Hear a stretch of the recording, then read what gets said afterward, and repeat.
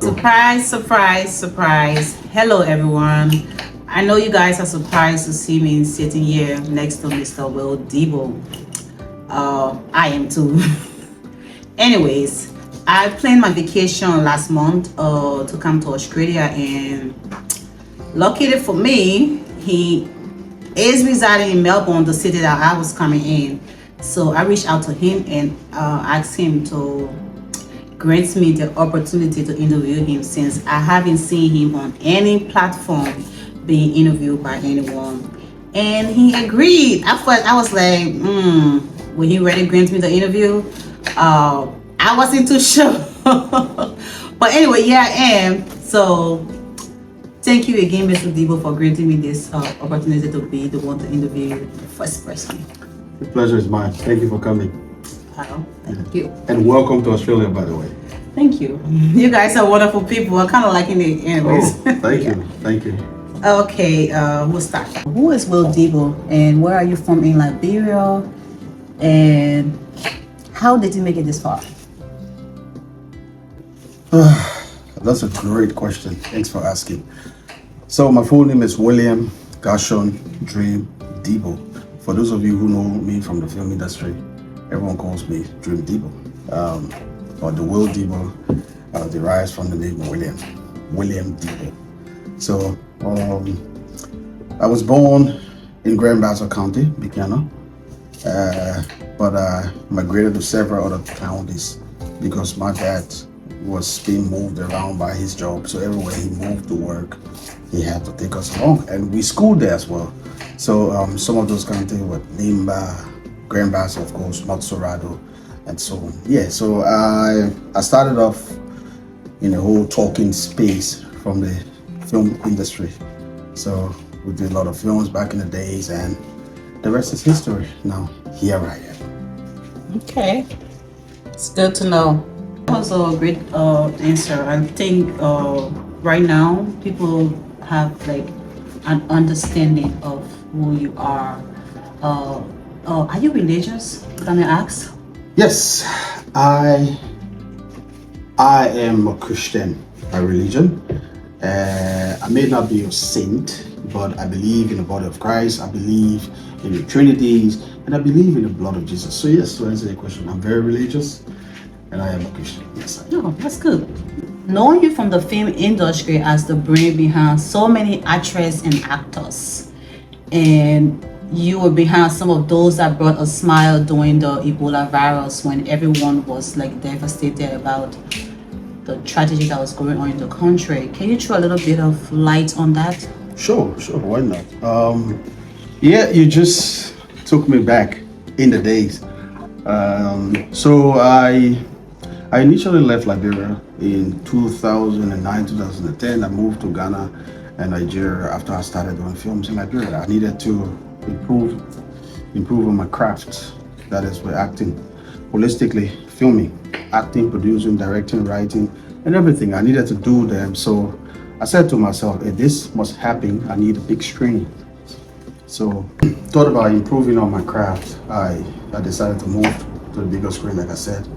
And then I chose Ghana for status. So because Nollywood, Nigeria is a bigger industry.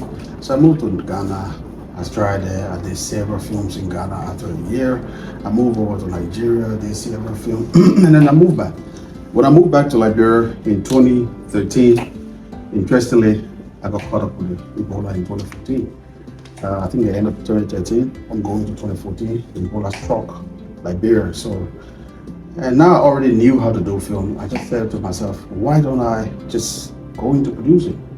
And then that's when I started producing lots and lots of movies. And thank God, and thanks to heavens, to God Almighty, who made a way that I got some good endorsement from companies like Orange today, which was Cellcom before. And I also got once upon a time, I know I got an endorsement with Lone as well. Okay. And Club Beer too came in with some sponsorship. And PSI, the condom people, shout out to all of you. You guys came in to sponsor what I do. And then I started doing more and more films, and all of these boys started becoming stars, like the Paul Flomo. Oh, so you are the one behind Paul and John? Yeah. Oh, yeah. Awesome. They worked with me for so long, and I got huge endorsement for them, by the way. and then they make thousands of dollars. You know, Cellcom alone will pay them $2,000 every month. Oh wow! $2,000 every month, and that lasted for years. Wow! Over 4 or 5 years, and also other companies, small endorsement come here and there. So I had my company called Platinum Entertainment, and then looking at most of them actors, you know, I incorporated them, became the work under me, like the Ato that you see online, like Mr. Eden Logo, like Lila Comedy, like who else? Jabate the Cool Man, Jalo, all of them boys work with me. So I brought them literally up. I introduced them to the screen. So today, I'm so proud of them, and I'm sure they're grateful.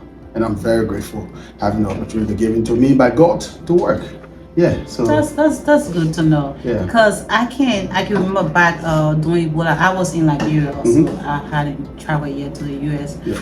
And man, your movies or the films that you guys put out there, they were our souls of laughter. You know, like when dead bodies was everywhere. Yeah. Those are the only thing that people ran to in the evening to watch and laugh, and it was amazing. Thank you. Yeah. So we question will be knowing that you have moved over to the Western world, everybody will be like, oh, you're going to pursue your dream or go to Hollywood or do a lot more. Why aren't you still doing film, like pursuing your dreams to do film? And now you are doing advocacy for the common people. That's a great question. When I moved over to Australia 2017, I had initially planned to pursue my career in filmmaking. I tried. I got registered with several, movie production companies and agencies, but it just wasn't working. I tried. I went for auditions. I was granted a role, but it's just all of these extras, not an actual role where I would project my talent. So I felt like, okay, I'm in the Western world now, and I've been bombarded with all these bills and rents and insurances and all that. So I told myself, why not get a life outside filmmaking? And then later on, maybe I'll look at it. So that's how I diverted my thought into working. So I started working like everyone else knows. So after doing a lot of work in the Western world, I took a vacation to America in that's just why I'm not doing films. Yes. I took a vacation in the United States in 2023. When I went to the United States, I visited several states. I started off with the DMV, and then I moved over to Minnesota. I went places. I saw things. I saw different things. But the experience there was overwhelming, and not to trash talk on anybody in the United States. But what I heard from people, the way they've been mistreated by other people, especially Liberians. Like, imagine a Liberian violating somebody, knowing that they don't have anywhere to take them, whether the court, they would manipulate the case and that. I thought about it, I'm like, this is so not fair. And someone has to stand up against these people. Because imagine these people violating people, taking their monies, misusing and misusing them, and also telling them, take me to court because they've been manipulated. People from back home, it's a common thing.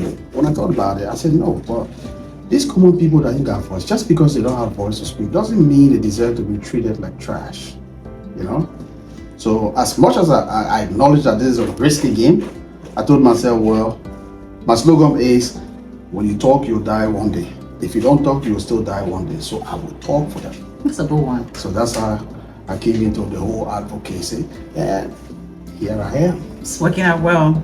Thank you. Yeah. So why do you call yourself the voice of the voiceless? I know you just kind of answered, but I want to know, like, that slogan. Okay. Imagine speaking for people who are afraid to speak for themselves, or people who just don't have the voice to speak for themselves, or people who just don't have the platform to make a video and then other people listen to them. Now I'm doing videos that getting 200, 300,000 or even more views. You understand? So these people don't have it. Somebody will do video venting out like, John Brown took my money, I need my money, you telling me to go to court, you're not listening to me, and maybe you go look on the page, you get only 50, 60 people watching it. Yeah. But I have a platform where if I call you out, thousands of people around the world watching it. You understand? Yes. So now I become the voice for them. So that's why I call myself essentially the voice of the voiceless. Indeed. So my next question will be, how do you manage the public opinions about you? To be honest with you, I really don't concentrate on the public opinion about me. What I concentrate on is more of my conscience. Am I doing the right thing?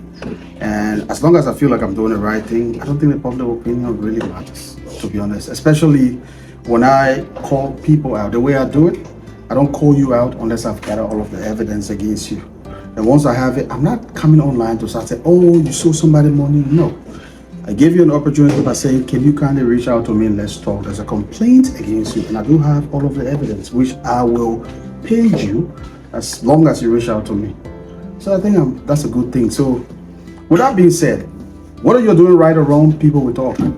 Public sentiments will definitely come. Yes. It's up to you to be mature about it and keep your head up. But one other good thing I like about myself, I don't think there's a history of it, of anyone, of any kind, where somebody will come out and say he defrauded me, that I defrauded them of any money whatsoever. And I also don't believe there's a history of anyone, anywhere somebody will say he violated me. I'm not an angel, I'm not a saint. I'm a regular guy like everyone else, but I have a good conscience. That's what I know. So with my conscience, I just feel like I have my ups and downs, I have my flaws because I'm a human. But yeah, I try to be good. So public opinion for me, it's a deadbeat. Okay, I like that. So deadbeat. What are you passionate about beyond your line of work? To be honest, my passion entirely rests on serving humanity. Okay. I'm passionate about helping people in different spectrum of life. For example, giving. Yes, I like I see giving. that. I like giving.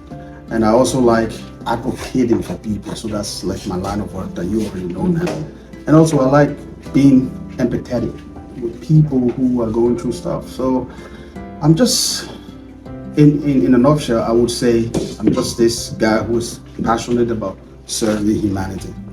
That's good. That's a good one. So my next question would be, what are some challenges do you face when it comes to advocacy with this work that you do right now? So I have to be entirely honest about this. My major challenge right now is juggling between my schedule for work, because I work outside this, I have a job that pay my bills and everything. Yes. I work in child protection, by the way.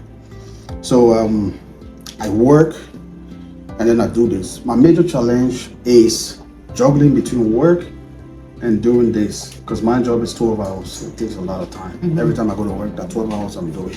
So it takes a lot of time. So I really struggle with that.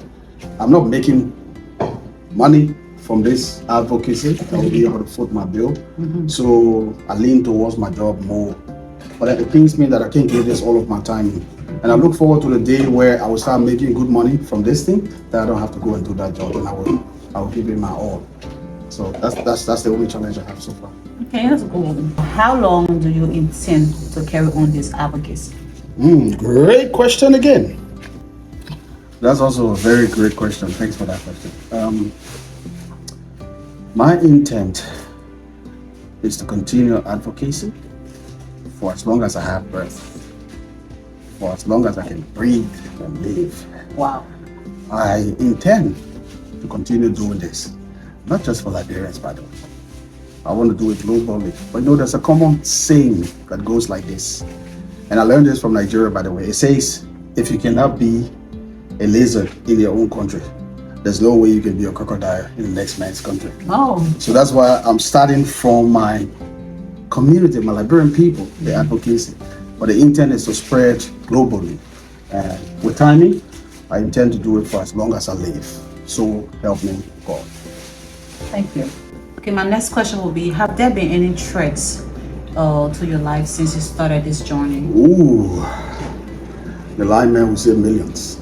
There has been several threats. I think I posted one of them online the other day.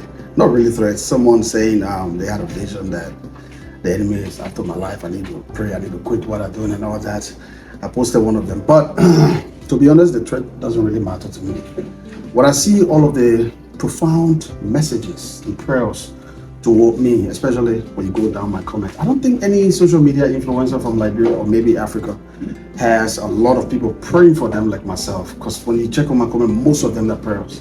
So those are just my source of strength. I suck into them and it keeps me going. So the threat comes, But do I really care about it? No. Do I pay attention to it? No. Because at the end of the day, I feel like I'm doing God's work.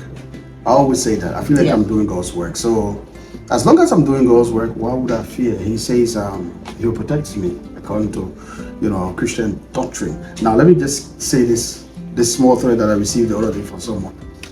Someone slid into my DM on a Tuesday. And this guy said to me outrightly, he said to me, you think you're the man, eh? You're just calling people out. Today is Tuesday. But trust me, this Friday, you will not wake up from your bed. What? That was a fake account. I could tell because the account had only 2 friends. That's how you know that's a fake account. He said, Friday, I wouldn't wake up. That was on a Tuesday, right? So what I did, I didn't mind him. I just smiled. When I woke up on Friday morning, I slid back into his DM. I said, bro, what's up? And I wake up. So I've been enjoying working today. That's a good one. So yeah, I just make fun of those kind of threats. They don't really matter to me. I know God got me. Nothing is gonna happen. God got me, and all of you who pray for me. Yes. I'm grateful. Yeah. We are indeed praying for you. Thank you. Last words for your audience, or people that are watching this. Sure, why not? I have to be grateful to all of you who watch and follow me, and all of you who share these videos. I want to say thank you. I may be the one talking, but you guys are doing the most. You guys are doing all of the job just by clicking that share. And please don't forget to subscribe to my page. I mean, we got a lot of goodies coming up, and we're doing a lot of good things in the community as well. So thank you all for following me.